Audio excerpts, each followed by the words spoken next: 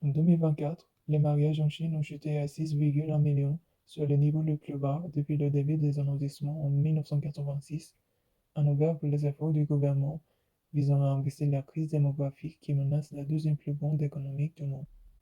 Le déclin des mariages en Chine, une baisse de 20% en un an, inquiète le gouvernement, car moins d'unions, c'est aussi moins de naissances, alors que la population chinoise diminue pour la troisième année consécutive.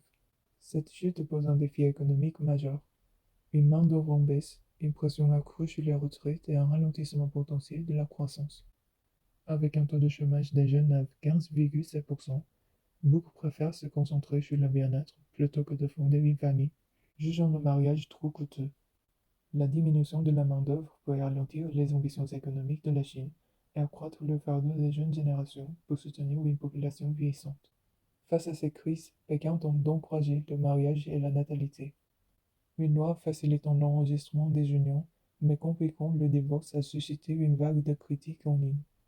Sur les réseaux sociaux, le débat est vif.